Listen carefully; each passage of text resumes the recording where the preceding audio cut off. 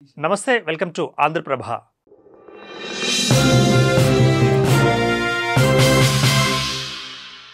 కలియుగ వైకుంఠం తిరుమలలో శ్రీవారి సాలకట్ల బ్రహ్మోత్సవాలు కన్నుల పండుగగా కొనసాగుతున్నాయి.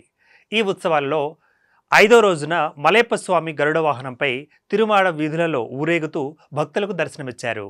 అత్యంత వైభవపేతంగా సాగిన గరుడ వాహన సేవను తిలకించేందుకు భక్తులు భారీగా తరలివచ్చారు.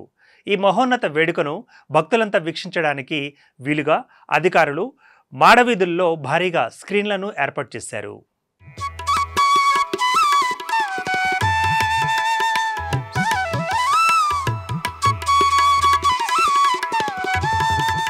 మరోవైపు గరుడ వాహన సేవలో ఎలాంటి భద్రతాపరమైన సమస్యలు తలెత్తకుండా జిల్లా ఎస్పీ సుబ్బారాయుడు నేతృత్వంలో పోలీసులు కట్టుదిట్టమైన ఏర్పాట్లు చేశారు. రద్దీ ఎక్కువగా ఉన్న నేపథ్యంలో 4 ప్రాంతాలలో ఏర్పాటు చేసిన ప్రత్యేక క్యూ లైన్ల ద్వారా భక్తులను అనుమతించారు.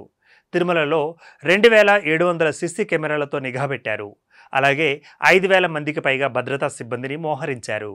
అంతేకాదు ఔటర్ రింగ్ రోడ్ ప్రధాన కూడలిలో రద్దీ నియంత్రణను జిల్లా SP TTD CV and SO మురళీకృష్ణతో కలిసి స్వయంగా పర్యవేక్షించారు. విధుల్లో ఉన్న సిబ్బందిని ఎస్పీ సుబ్బరాయుడు ఎప్పటికప్పుడు సమన్వయం చేసుకుంటూ ఎలాంటి అవాంఛనీయ సంఘటనలు జరగకుండా చర్యలు తీసుకున్నారు. 24 గంటల పాటు అవిశ్రాంతంగా భక్తుల సౌకర్యార్థం భద్రతే వారికి ప్రాధాన్యతగా విధులను నిర్వహించారు.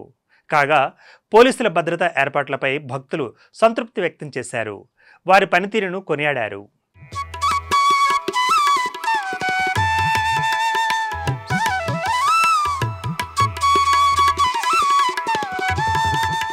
శ్రీవారి బ్రహ్మోత్సవాలలో ఎంతో విశిష్టమైన శ్రీమలయప్ప స్వామివారి గరుడ వాహన సేవ కార్యక్రమాన్ని నిర్వహించిన టీటీడీకి పోలీసులకు సీఎం చంద్రబాబు నాయుడు అభినందనలు తెలిపారు.